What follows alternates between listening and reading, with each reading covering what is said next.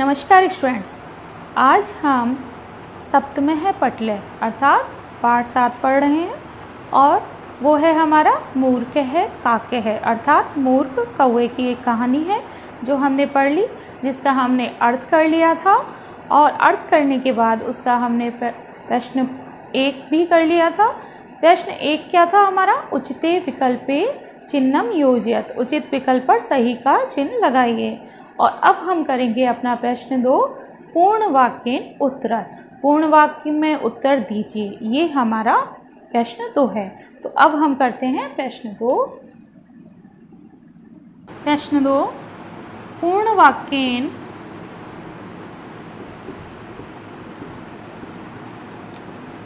वाक्येन उत्तरम ददत। अभी तक जो हम करते आए हैं वो हमने किए थे एक पदेन उत्तरम ददत अर्थात एक पद में उत्तर दीजिए, और ये है हमारा पूर्ण वाक्येन उत्तर ददत अर्थात पूर्ण वाक्य में उत्तर दीजिए। तो का है हमारा सबसे पहला, काके है भोजनम प्राप्तुम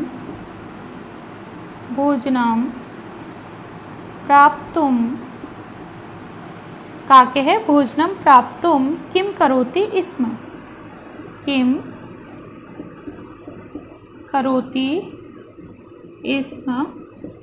अर्थात कौआ भोजन प्राप्त करने के लिए क्या कर रहा था।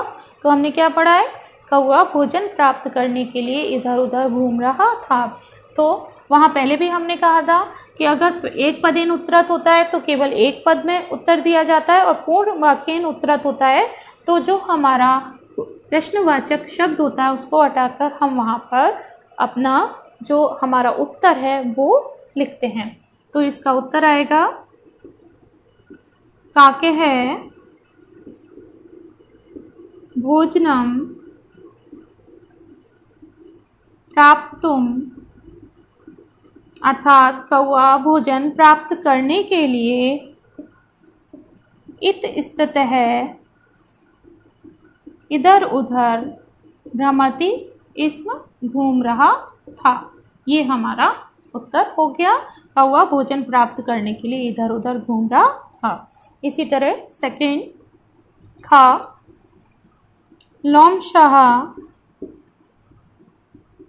लोमशा काकम प्रति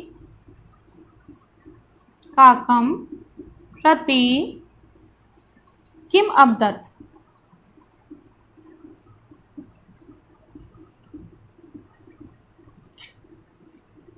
अर्थात लोमड़ी ने कौवे के प्रति क्या बोला।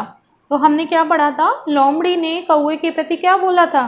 कौवे से क्या बोला था जिसको सुनकर के कौवे ने अपनी आवाज़ प्रारंभ करी बोलना और उसके मुंह से रोटी गिर गई।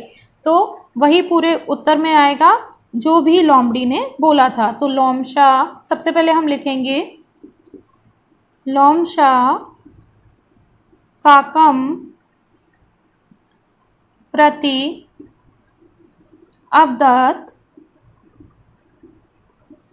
और उसके बाद में हम जैसे कि हमने पाठ में पढ़ा था इन्वर्टेड कॉमास में, भो काकराज है अर्थात हमारा जो अरे कौवे राजा, त्वम तो अतीव, तुम तो अत्यधिक, मनोहर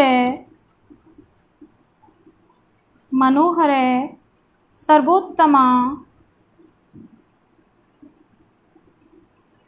तुम तो अत्यधिक मनोहर और सबसे उत्तम, च खगे खग हो अर्थात पक्षी हो, खगे है असी। उसके बाद में उसने क्या बोला था? इसके बाद भी बोला था उसने, वो हम लिखते हैं,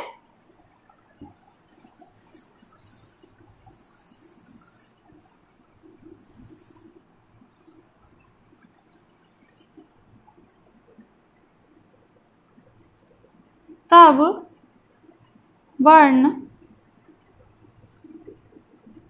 वर्ण है तुम्हारा वर्ण, अपि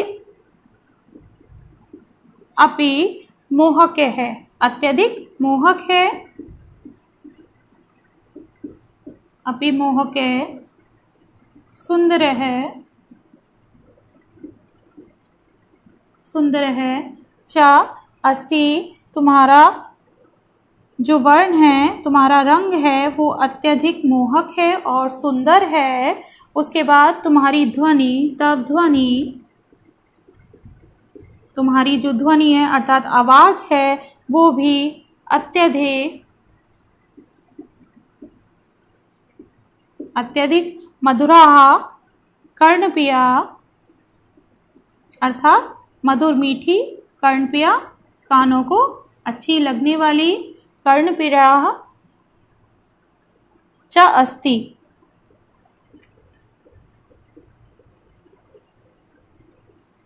तुम्हारी आवाज भी अत्यधिक मोहक और कर्ण भी है, कानों को अच्छी लगने वाली है। तो कृपया करके एक गीत गाओ। तो कृपया एकम गीतम, गीतम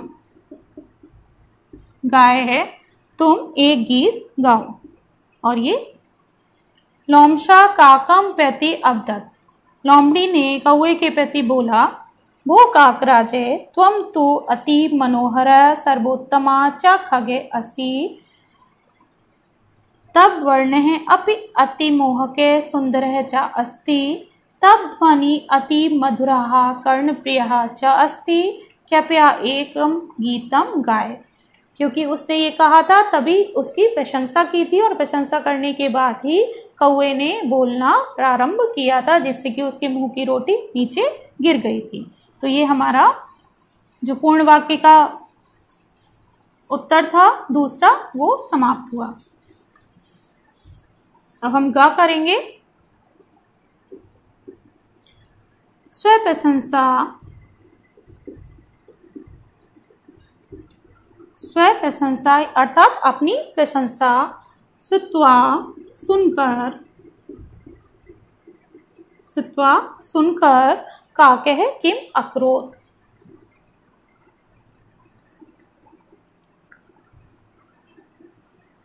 काकः किम अकरोत्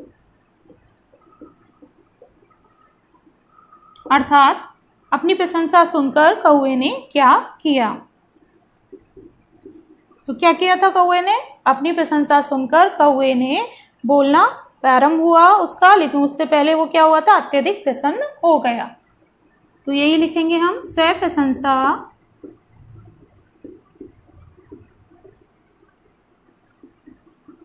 श्रुत्वा काकः अति प्रसन्न अभवत्।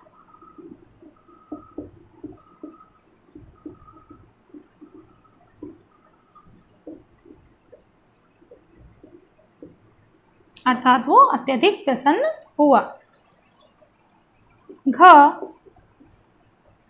अन्ते लोमशा, अन्ते लोमशा, अन्ते लोमशा किम अकरोत्,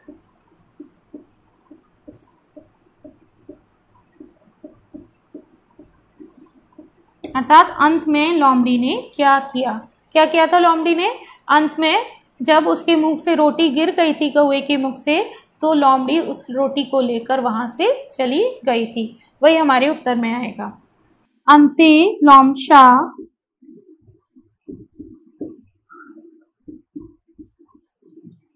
शीघ्रं रोटिकां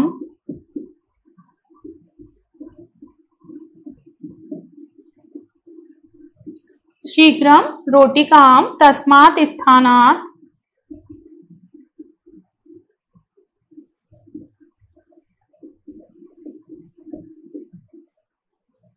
तस्मात् स्थानात् क्या कर गई थी वो? वहां से भाग गई थी। अपालयत्,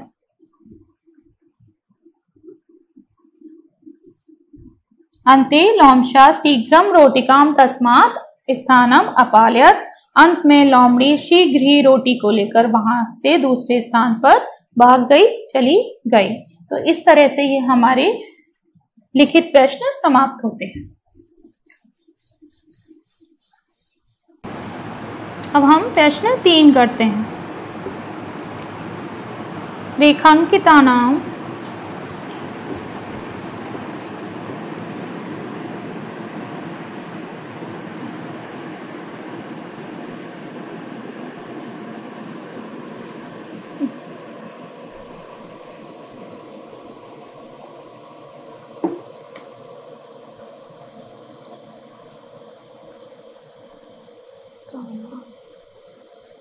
अब हम प्रश्न 3 करते हैं। रेखांकितानां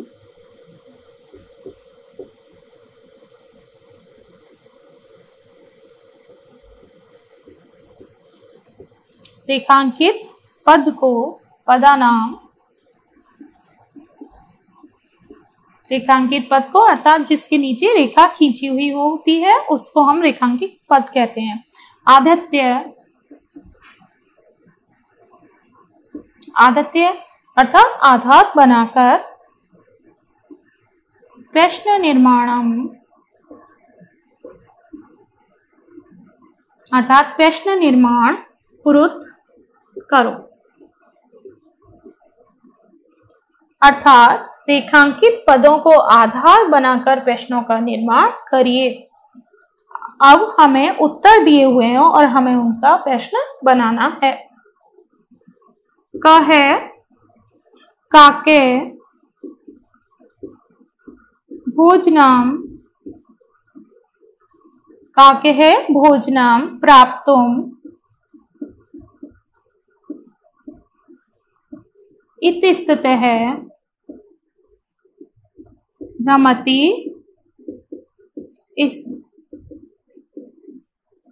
और यहाँ प्रश्नवाचक नहीं आएगा क्योंकि ये हमारा उत्तर है। जब हम प्रश्न बनाएंगे वहां हमारा प्रश्नवाचक चिन्ह लगेगा। तो ये हमारा उत्तर दे रखा है और हमें इसका प्रश्न बनाना है। तो हम प्रश्न किस हिसाब से बनाएंगे कि पहले तो हम इसका अर्थ निकालेंगे। कौवा जो है भोजन प्राप्त करने के लिए इधर उधर घूम रहा था, तो हमारा प्रश्न क्या बनेगा? कौवा भोजन प्राप्त करने के लिए कहाँ घूम रहा था। तो काकेह भोजनम प्राप्तुम, हमारा जो वाक्य है वो ऐसे ही आएगा। और जिस प्रकार से हम एक प्रश्न में उत्तर, एक पद में उत्तर देते हैं, उसी प्रकार से वो उत्तर को हटा के वहां पर हम प्रश्नवाचक जो हमारे शब्द हैं उनको लगा देंगे। तो इति स्थिते ये हमारा उत्तर है, तो इसकी जगह हमें प्रश्न लगाना है। तो कौवा भोजन प्राप्त करने के लिए क्या कर रहा था या कहाँ घूम रहा था। तो कौवा भोजन प्राप्त करने कहाँ घूम रहा था ये हमें पता है, तो कहाँ की हमें संस्कृत लगानी है। तो ये प्रश्न बनेगा हमारा काके है भोजनम, काके है भोजनम प्राप्तुम, कहाँ का? कुत्र, कुत्र भ्रमति इसमें, और इसमें हम प्रश्नवाचक लगाएंगे। कौवा भोजन प्राप्त करने के लिए कहाँ घूम रहा था, ये लगा सकते हैं। कौवा भोजन प्राप्त करने के लिए क्या कर रहा था, तो क्या तो हम नहीं लगाएंगे क्योंकि कर रहा था नहीं है, वहां ये घूम रहा था। तो कौवा भोजन प्राप्त करने के लिए कहाँ घूम रहा था, ये हमारा प्रश्नवाचक जो वाक्य है वो बन गया। अब इसी तरह से हम खा देखते हैं। काके है रोटिकाम, रोटिकाम अपश्य, अर्थात कौवे ने रोटी देखी। तो कौवे ने क्या देखी, अर्थात रोटी देखी, ये हमारा उत्तर है। तो इसकी जगह क्या आएगा? क्या देखी। तो यहाँ प्रश्न बनेगा हमारा काके है रोटी काम है, तो काम आ रहा है, ये स्त्रीलिंग है, तो प्रश्न में भी वही लगेगा काम अपश्यत।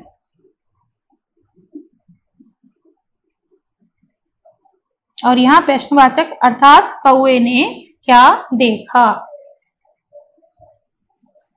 अब हम आगे के प्रश्न करते हैं इसी तरह से। गा काके वृक्षस्य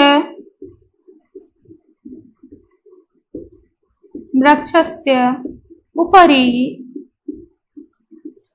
कौआ वृक्ष के ऊपर आसीत था। अर्थात इसका प्रश्न क्या बनेगा, कौआ किसके ऊपर था? वृक्ष के ऊपर था। किसके ऊपर था? कस्य किसका षष्ठी विभक्ति है, तो यहां पर हम प्रश्न लिखेंगे अपना,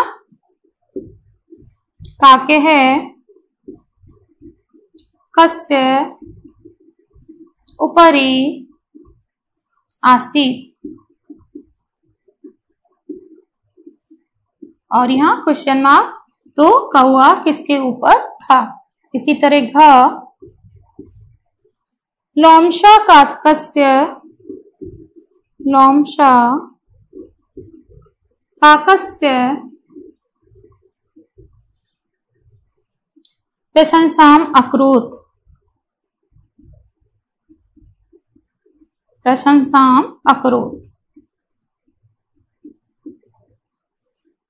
अर्थात लोमड़ी ने कौए की प्रशंसा की।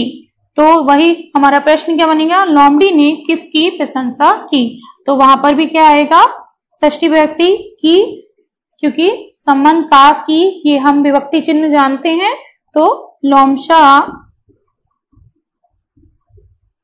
कस्य प्रशंसाम अकरोत्,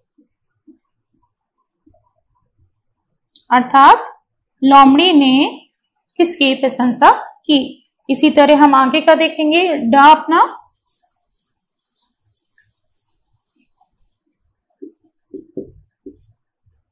लोमशा रोटिकाम, लोमशा रोटिकाम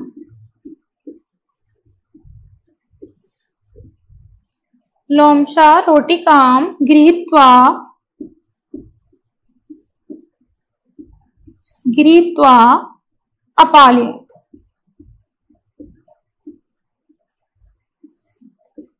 अर्थात लोमड़ी रोटी को लेकर भाग गई। तो लोमड़ी किसको लेकर भाग गई? प्रश्न, लोमशा काम किसको, द्वितीय व्यक्ति है, गृहीत्वा लेकर, अपालयत् भाग गई, अर्थात लोमड़ी रोटी को लेकर भाग गई। तो वही उसी का हम क्वेश्चन बना देंगे कि लोमड़ी किसको लेकर भाग गई। तो इस तरह से हमारे ये प्रश्नवाचक जो हमें प्रश्न बनाने थे वो समाप्त हो।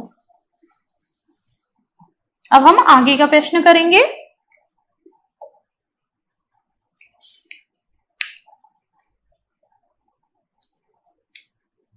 प्रश्न 4, उचितम मेलनम कुरुत, उचितम मेलनम कुरुत, अर्थात उचित मेल करिए। का है प्रसन्न है,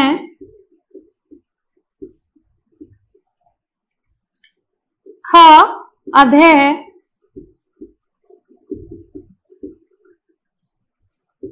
ग है प्रशंसा, ख है समीपम,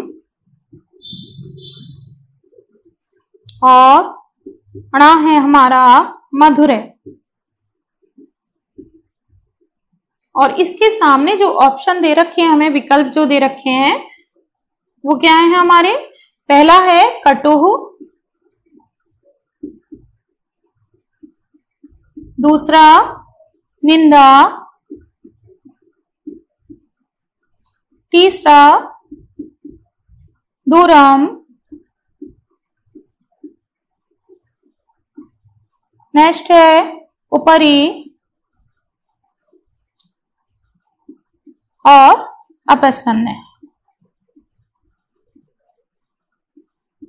अब हमें सही विकल्प मिलाना है। उचित मेल हम करुत, उचित मेल करना है कि किसके साथ क्या सही होगा।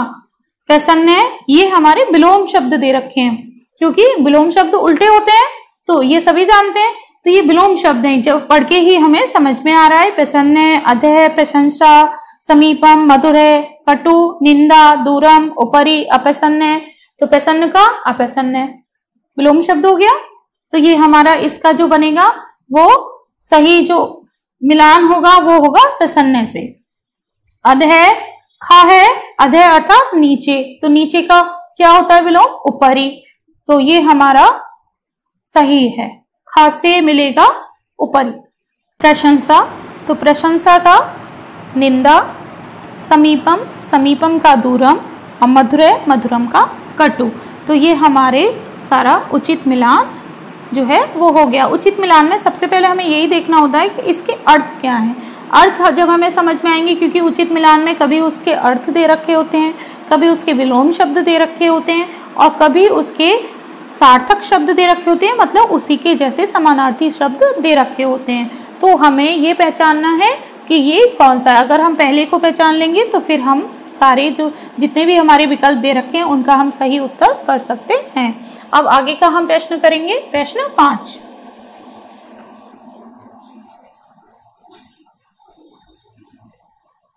प्रश्न 5 है हमारा, संस्कृत भाषायाम अनुवादम कुरुत।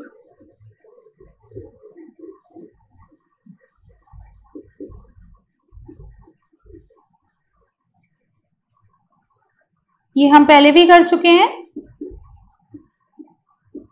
क्योंकि हमने पहले पार्ट में किए थे संस्कृत भाषा में अनुवाद करिए, जहां पे लकार आए थे वहां भी हमने किए थे, सभी पाठों में किए हैं। तो अब सबसे पहले का, वह पढ़ने के लिए विद्यालय जाता है, वह पढ़ने के लिए विद्यालय जाता है।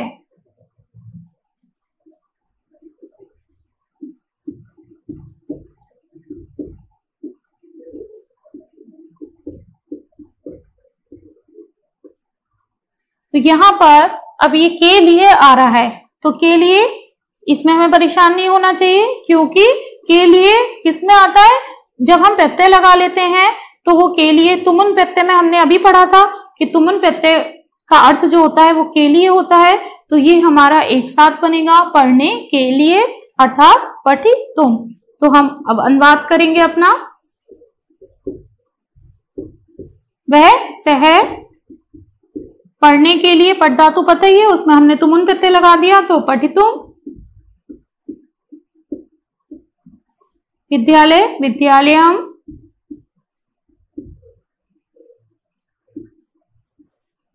गच्छति, सह के साथ क्रिया हमारी गच्छति आ जाएगी। जाता है वर्तमान काल है तो गच्छति, क्योंकि हमने पहले काल के रूप पढ़े थे कि गच्छति, पठति, पठते, पठंती होते हैं हमारे रूप, लट लकार वर्तमान काल में, तो इसलिए हमने यहाँ पर सह के साथ गच्छति लगा दिया है। अब खा, रमन जल पीकर बोला,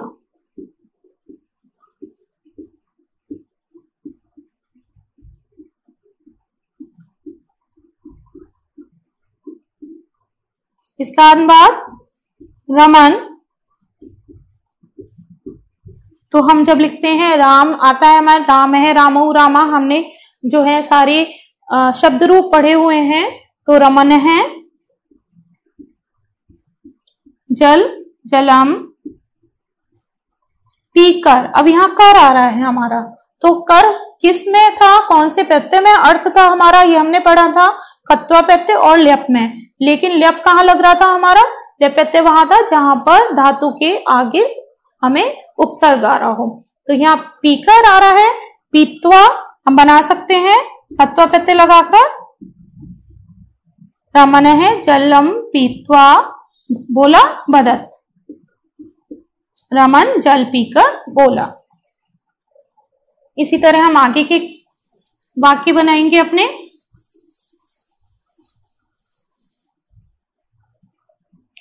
ग है, वह कविता याद करके गाता है, वह कविता याद करके गाता है।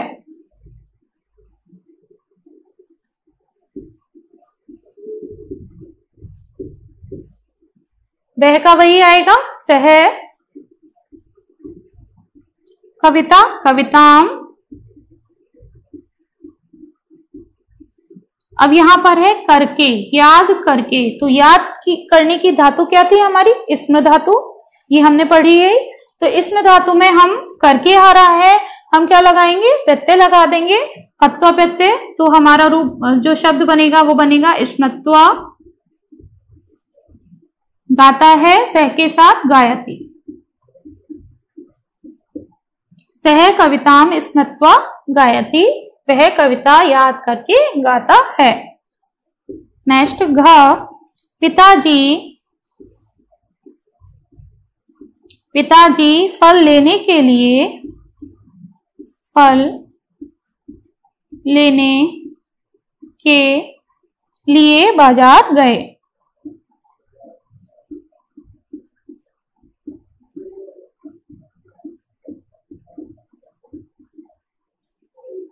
यहां अनुवाद हम करेंगे। तो पिताजी का जनकेन या जनकम, पिताजी है, एक वचन आ रहा है, तो जनकम अर्थात पिता। फलम, अब फल लेने के लिए बाजार गए, तो फल कौन सी भी वो लगेगा हमारा, प्रथम पुरुष एक वचन लगेगा, द्विवचन लगेगा या बहुवचन लगेगा। फल, बहुत सारे फल हैं, एक फल लेने के लिए तो नहीं गए, तो वहां हम लगाएंगे फलानी, बहुवचन। फल लेने के लिए, तो लेने के लिए, अब यहाँ के लिए आ रहा है, और लेने के लिए, तो लेने की, लाने की धातु क्या होती है, नी धातु, नए बनता है जिसका, उसका अर्थ होता है लेना। तो उसमें के लिए आ रहा है, तो कौन सा हम प्रत्यय लगाएंगे यहाँ पर, तुमन प्रत्यय। तो बनेगा हमारा जो रूप बनेगा वो बनेगा नेतुम, अर्थात लेने के लिए, बाजार, आपणम। अब यहाँ आ रहा है गए, अर्थात भूतकाल आ रहा है। तो अभी तक हमने जो लगाए थे, हमारा पहले आ रहा था लट लकार वर्तमान काल, अब ये है भूतकाल में। तो हम इसका भूतकाल का लंग लकार का हम इसमें क्रिया लिखेंगे। तो पिताजी एक वचन है, तो वहां पे क्या क्रिया आएगी, अगच्छत, अर्थात गए। पिताजी फलों को लेने के लिए बाजार गए। फल लेने के लिए, फलों को लेने के लिए, दोनों में फलानी में आ गए। ठीक है, तो इस तरह से हमने अपने जो है वाक्यों का अनुवाद कर दिया। अब हम प्रश्न 6 करते हैं। निर्देशानुसारम,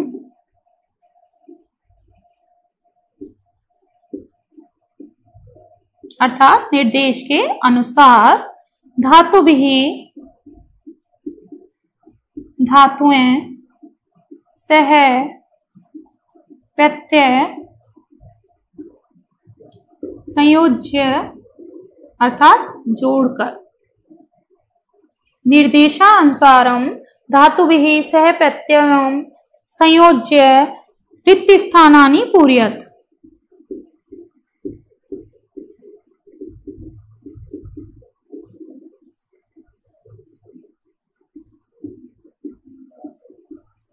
निर्देशों के अनुसार धातुओं के साथ प्रत्यय को जोड़कर रिक्त स्थानों की पूर्ति कीजिए।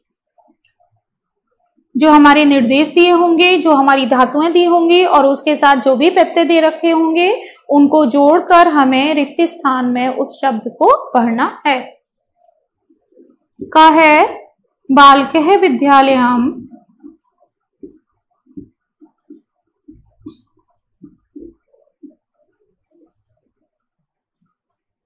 बालके विद्यालयम फिर रिक्त स्थान पठति। और उसके साथ जो हमारा निर्देश दिया हुआ है वो क्या है, धातु का गम धातु है और कत्वा प्रत्यय है, ये हमें दे रखा है। तो हम जानते हैं, प्रत्यय पढ़ चुके हैं हम कि गम धातु में कत्वा प्रत्यय लगाएंगे तो क्या शेष रहता है कत्वा प्रत्यय का, त्वा रहता है, और मा हट जाएगा तो क्या बनेगा, गत्वा, अर्थात बालक विद्यालय जाकर पढ़ता है। इसी तरह ख सह रिक्तस्थान और उसके बाद अवदत्त। और इसका विकल्प हमें दे रखा है, जो भी धातु वो दे रखी है बी, इसका मतलब उपसर्ग है, हस और लेप प्रत्यय।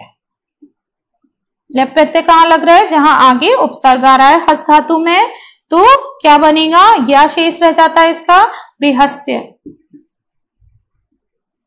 अर्थात वह हंसकर बोला।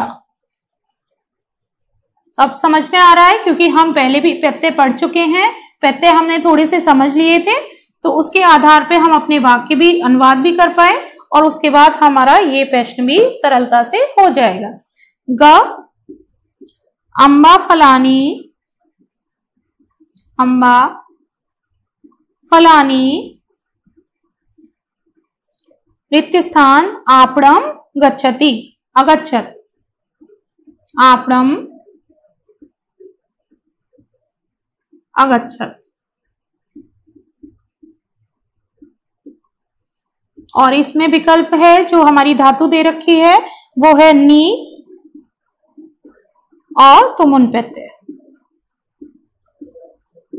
तो तुमुन प्रत्यय का तुम शेष रहता है और नी का ने बन जाता है। हमने पहले भी लिखा था अनुवाद में, ले जाने की धातु है, अम्बा फलों को लेकर बाजार गई, तो वहां बनेगा हमारा शब्द ने तुम।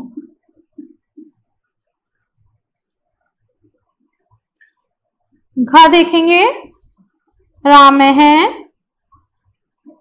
प्रातः है, रिक्तस्थान और उसके बाद है भ्रमणाय गच्छति, भ्रमणाय गच्छति। और इसमें हमारे विकल्प दे रखे हैं, जो धातु दे रखी है उत, अर्थात उत है तो उपसर्ग है, स्था धातु और लेप प्रत्यय। तो स्था धातु बैठने की होती है और उसमें लेप प्रत्यय लग जाएगा और उत उसमें उपसर्ग लग जाएगा, तो हमारा जो शब्द बनेगा वो बन जाएगा उत्थाय, अर्थात राम प्रातः उठकर घूमने के लिए जाता है।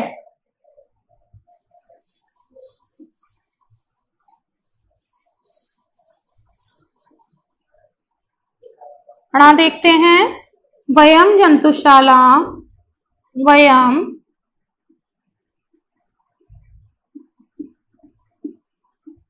जंतुशाला रिक्तस्थान गमिष्यामः। और इसमें हमें धातु और प्रत्यय दे रखा है, दृष्ट धातु और तुमुन प्रत्यय। दृष्ट धातु तुमुन प्रत्यय है, तो दृष्ट के साथ तुमुन प्रत्यय लगेगा, तो क्या रूप हमारा शब्द बनेगा? दृष्टुम।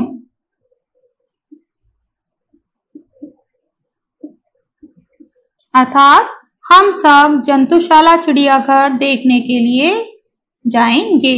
और जाएंगे क्यों आ रहा है? क्योंकि गमिष्यामः ये हमारा लिट् लकार भविष्य काल का रूप है, तो वहां आएगा जाएंगे।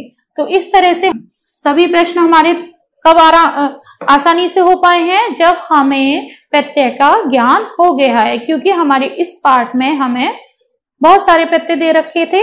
इस पार्ट में 3 प्रत्यय में जो जरूरी थे, जिनका हम अध्ययन कर चुके हैं, जिनको हम समझ चुके हैं।